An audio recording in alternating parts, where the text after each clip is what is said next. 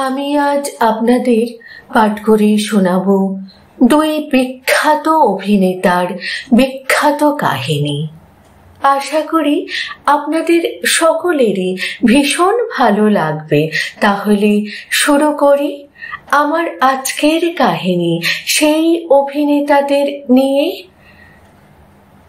কাক ভোরে ভানুর দরজায় জোড়া ইলিশ পাঠালেন ছবি বিশ্বাস। সন্ধ্যায় এলেন সশরীরে।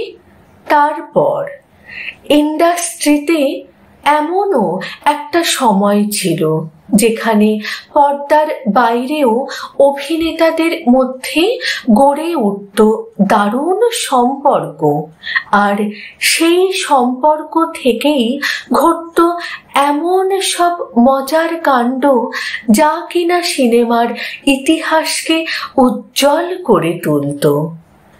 ফিল্ম ইন্ডাস্ট্রি মানেই ইঁদুর দৌড়, এক অভিনেতাকে পাশ কাটিয়ে আরেক অভিনেতার এগিয়ে যাওয়া। এমনকি রটনা রয়েছে সিনেমায় সুযোগ পাওয়ার জন্য নাকি সহ অভিনেতাদের নিয়ে নানা গসিপ করতেও পিছপা হন না অন্য অভিনেতারা। কিন্তু ইন্ডাস্ট্রিতে এমনও একটা সময় ছিল যেখানে পর্দার বাইরেও অভিনেতাদের মধ্যে গড়ে উঠত দারুণ সম্পর্ক, আর সেই সম্পর্ক থেকেই ঘটত এমন সব মজার কাণ্ড যা কিনা সিনেমার ইতিহাসকে উজ্জ্বল করে তুলত। এমনই এক মধুর সম্পর্ক ছিল ভারতীয় চলচ্চিত্রের দুই প্রবাদপ্রতিম অভিনেতার মধ্যে। একজন হলেন ছবি বিশ্বাস ও আরেকজন ভানু বন্দ্যোপাধ্যায়। সময়টা ৫-এর দশক। তখন একের পর এক ছবিতে দাপটের সঙ্গে অভিনয় করছেন ছবি বিশ্বাস। অন্যদিকে বাঙালিকে হাসানোর দায়িত্ব নিয়েছিলেন ভানু বন্দ্যোপাধ্যায়। তিনি ছিলেন বাংলা সিনেমার কমেডি কিং। ছবি বিশ্বাস ও ভানু বন্দ্যোপাধ্যায় দুজনে একসঙ্গে অনেকগুলো ছবি করেছেন, যার মধ্যে উল্লেখযোগ্য লাখ টাকা, বসু পরিবার, নতুন ইহুদি, কাল তুমি আলেয়া, সদানন্দের মেলা। তবে একসঙ্গে অভিনয় করা ছাড়াও সিনে পর্দার বাইরে দারুণ বন্ধুত্ব ছিল ছবি বিশ্বাস ও ভানু বন্দ্যোপাধ্যায়ের। একদিন সকাল সকাল কলিং বেল বেজে উঠল ভানুর বাড়িতে। ঘুম থেকে উঠে দরজা খুলতেই ভানু দেখলেন দরজার সামনে দুটো বড় সাইজের ইলিশ হাতে দাঁড়িয়ে রয়েছেন একটি লোক।